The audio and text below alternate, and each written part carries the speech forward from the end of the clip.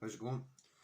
I thought I'd do another wee simple play here and just add another wee technique for the beginners section. It's just these little flies are called hoppers. You can call them different things, but they've got hopper legs on them. Not really meant to be grasshoppers, just anything like these kind of wee pre-knotted pheasant tail legs that you can buy and order them online or in tying shops. So it's just a good wee one here. The only particularity is that most people like to tie them on a short shank hook, which this is a B17 or B160 short shank. Is a size 8, so the shank of the fly, which is the flat part that you tie on, is the equivalent to a 10, and the gape, which is the distance between the shank and the point, is the equivalent to an 8. There's lots of short shank hooks out there that you can use for this, but a lot of people like them more for this type of fly than your standard wet fly hook. Now this one here is a black hopper, and there's two real ways you can do it. You can put a wee seal spur body on this, or you can put a floss body.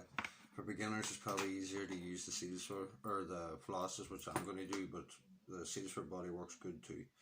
And what I'm going to use for the rub of this fly is a Mylar. It's a UTC product. It's like a clear wrap. It kind of looks like spilt petrol, has that sort of multi shimmery sheen to it. I'm going to tie back now just to enter the point and keep the body kind of short on this fly.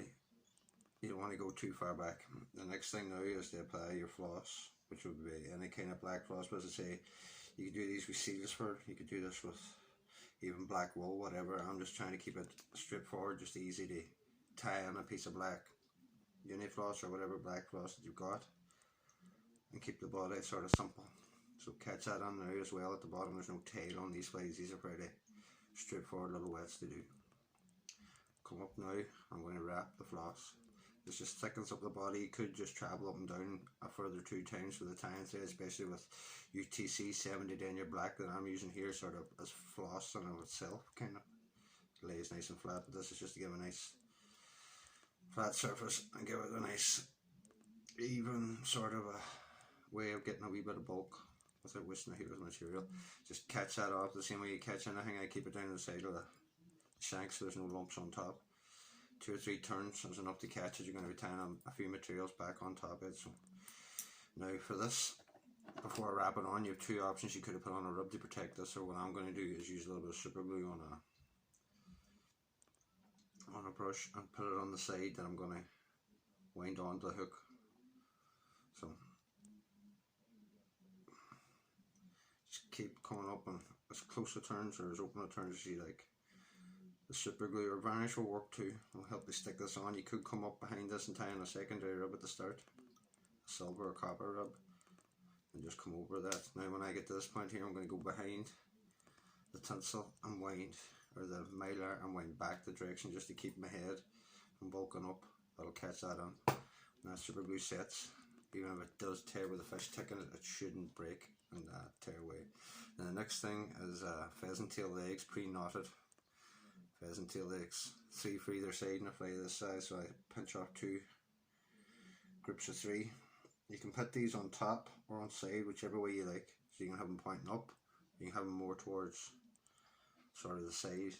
I like them both ways, but this one I'm going to try and keep them on the side. But you can have them on top or on the side, so get them in position, pinch and loop. Return them back if they've moved, and just sort of keep them a wee bit longer than the back of the hook. As I say, it's not a pretty looking thing, but they're good wee fishing flies. So along the sides, a little bit longer than the hook is very hard to see there. And put 2 or 3 wraps on top of that.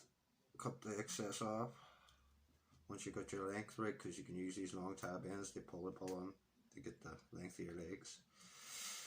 Now we're just going to tidy up, make a nice smooth base for the hackles going on. You can use black. You could use natural grizzles, which I'm going to use, but black is also a good hackle to use for this. So get yourself a nice natural grizzle hen. Make it into a little Christmas tree, expose the tip.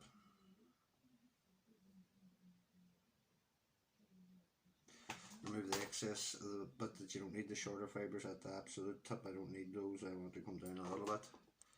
Offer it up to the hook, catch it in, pull anything back, and just try and keep your nice touch and turns from here on out to keep a level base for the hackle to go on. So I forgot to strip the fluff off this, so pinch it very tight with one hand and remove it, the other you'll pull it out.